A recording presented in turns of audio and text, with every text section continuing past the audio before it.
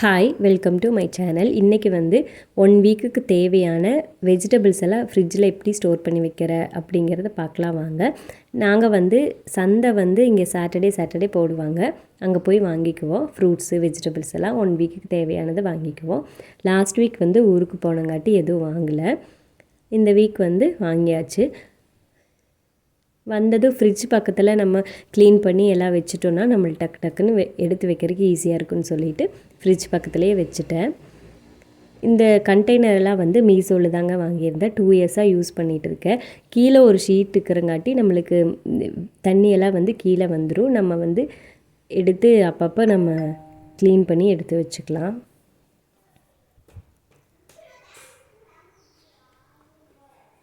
ஆல்டர்னேட்டிவாக vegetables எல்லாம் வாங்கிக்குவோம்.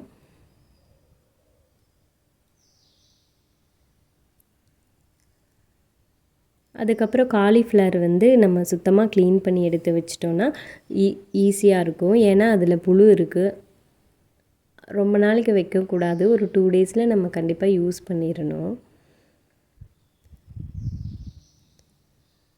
கொத்தமல்லி இலை வந்து சுத்தமாக க்ளீன் பண்ணி அந்த பழுத்த தலை இதெல்லாம் இல்லாமல் நம்ம க்ளீன் பண்ணி எடுத்து வச்சிட்டோன்னா யூஸ் பண்ணும்போது ஈஸியாக இருக்கும்.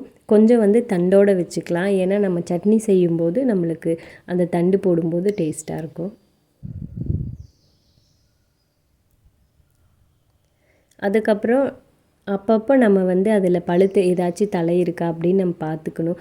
ஏன்னா அப்படியே விட்டுட்டோன்னா மற்ற இலையும் சேர்ந்து நம்மளுக்கு வேஸ்ட் ஆயிடும். அதனால அப்பப்போ க்ளீன் பண்ணிக்கலாம்.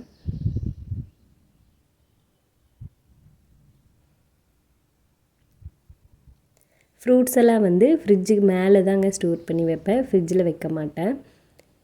ஒரு பேஸ்கெட்டில் போட்டு ஃப்ரிட்ஜ் மேலே வச்சுப்பேன். இது மாம்பழ சீசனுங்கிறங்காட்டி எப்படி இருந்தாலும் நம்ம மாம்பழம் சாப்பிடாம எப்படிங்க. மாம்பழம் வந்து தோப்பு வச்சுக்கிறவங்க பக்கத்தில் யாராவது கிடச்சிதுன்னா அங்கே போய் வாங்கும்போது நம்மளுக்கு மருந்து இல்லாமல் நல்லதாக கிடைக்கும். டேஸ்ட்டாகவும் இருக்கும். ட்ரை பண்ணி பாருங்கள். கிரேப்ஸ் கொஞ்சம் வாங்கிட்டு வந்திருந்தாங்க. அதையும் எடுத்து வச்சாச்சு.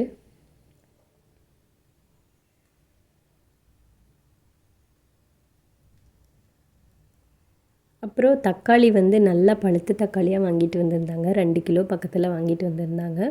பார்க்குறக்கே ஆசையாக இருந்துச்சு. தக்காளி தொக்கு பண்ணிடலாம் அப்படின்னு சொல்லிட்டு எடுத்து வச்சாச்சு.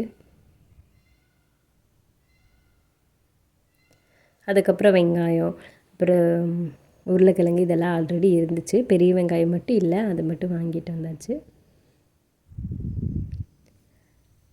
வெண்டைக்காய் வந்து நம்ம 2 டேஸ் வச்சுட்டு வாடினதுக்கப்புறம் செஞ்சால் அந்தளவுக்கு வழுவழுப்பு இருக்காது, நல்லாயிருக்கும். அதனால் வெண்டைக்காவும் மேக்ஸிமம் நான் ஃப்ரிட்ஜில் வைக்க மாட்டேன். எப்போவுமே வெளியே தான் வைப்பேன்.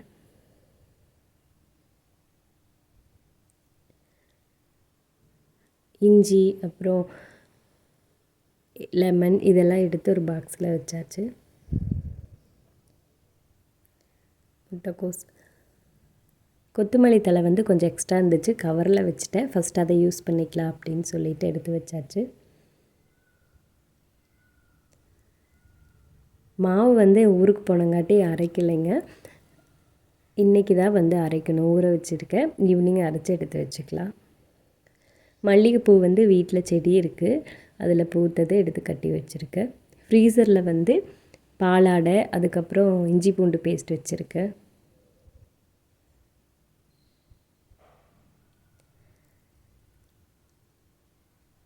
அவ்வளோதாங்க. என்னோடய ஃப்ரிட்ஜ் இப்படி தான் இருக்கும் எப்போவுமே. அப்பப்போ அந்த ஷீட் எடுத்து நம்ம க்ளீன் பண்ணி வாஷ் பண்ணி வச்சுட்டோன்னா பார்க்குறக்கு எப்போவுமே நீட்டாக இருக்கும். எந்த ஸ்மெல்லும் இல்லாமல் நல்லாயிருக்கும். டோரில் வந்து கொஞ்சமாக அந்த மசாலா, அதுக்கப்புறம் இந்த வெண்ணிலா எசன்ஸ், செம்பருத்தி பொடி, அதுக்கப்புறம் சாஸ் ஐட்டமெல்லாம் வச்சுருக்கு. அதுக்கப்புறம் எக்ஸ்ட்ரா இருக்கிற அந்த மாவெல்லாம் இங்கே வச்சுருக்கு. கொஞ்சம் வடை பருப்பு இருந்துச்சு, அதையும் எடுத்து வச்சுருக்கேன். அவ்வளோதாங்க. வீடியோ பிடிச்சிருந்தால் லைக் பண்ணுங்கள், சப்ஸ்கிரைப் பண்ணுங்கள். அடுத்த வீடியோவில் பார்க்கலாம். தேங்க்யூ.